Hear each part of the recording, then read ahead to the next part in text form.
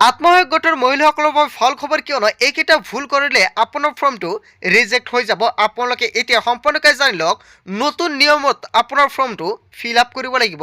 ইয়াতে চাওক যিখন চিৰিয়েল নাম্বাৰটো কিন্তু আপুনি কেতিয়াও নিদিব। তাৰপিছত দেখা পাব ইয়াত আপোনাৰ যিখন ফটোটো লগাবলৈ হ'লে আপোনাৰ আধাৰ লগাব লাগিব।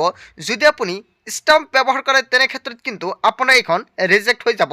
তাৰপিছত চাওক ইয়াতে আত্মসহায়ক গোটৰ সদস্যৰ নামটো লিখিব। এইখিনি কিন্তু আপোনালোকে নিজেই ফিল কৰিব পাৰিব।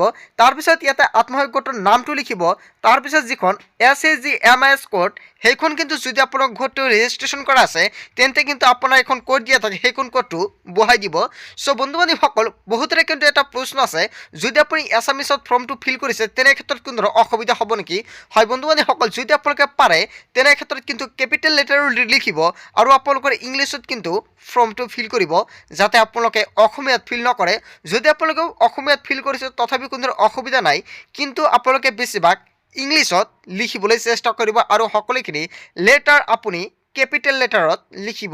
তাৰপিছত তলত স্ক্ৰল কৰি দেখা পাব ইয়াতে ফটো।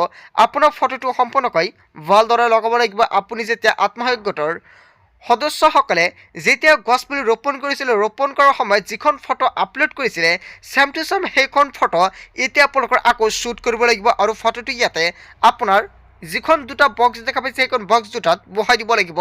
যদি আপুনি এটা গছপুলি ৰোপণ কৰিছিলে তেনে ক্ষেত্ৰত আপুনি এইটো বক্সত বহাই দিব, আৰু যদি আপুনি দুটা গছপুলি ৰোপণ কৰিছিলে তেনে ক্ষেত্ৰত দুটা বক্সতে দুটা ফটো বহাই দিব লাগিব। তাৰপিছত আপুনি কি বিজনেছ কৰিব, কি ব্যৱসায় কৰিব সম্পূৰ্ণ কি কিন্তু আপোনাৰ ইয়াতে বিজনেছ প্লেনটো দি আছে, ইয়াৰ পৰা সম্পূৰ্ণ কি কিন্তু আপুনি চাই ল'ব পাৰিব।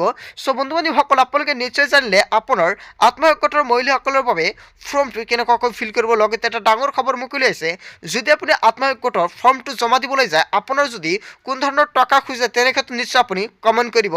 লগতে 4-5 আৰু আপোনাৰ 3-4-5 মাৰ্চৰ ভিতৰত কিন্তু সকলো ফৰ্মটো জমা দিব লাগিব।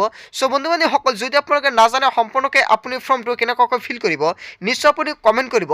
লগতে সকলোৰে কিন্তু এখন বিজনেছ প্লেন ফৰ্মটো জমা দিব লাগিব। আপুনি বিজনেছ প্লেন ফৰ্মটো ক'ত পাব, যদি আপোনালোকৰ ভিডিঅ' লাগে তেনে ক্ষেত্ৰত নিশ্চয় আপুনি কমেণ্ট কৰিব, নেক্সট ভিডিঅ'ত সম্পূৰ্ণকৈ জনাম। চ' বন্ধু বান্ধৱীসকল, আত্মসহায়ক গোটৰ মহিলাসকলৰ বাবে এইকেইটা খুবেই গুৰুত্বপূৰ্ণ ইম্পৰ্টেণ্ট আপডেট আছিলে। যদি আপুনি ফৰ্মটো ফিল কৰাত অসুবিধা হয় তেনে ক্ষেত্ৰত নিশ্চয় আপুনি জনাব।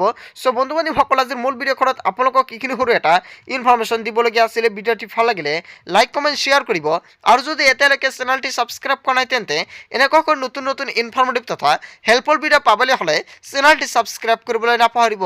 চ' থেংক ইউ ফৰ ৱাচিং ফুল ভিডিঅ'।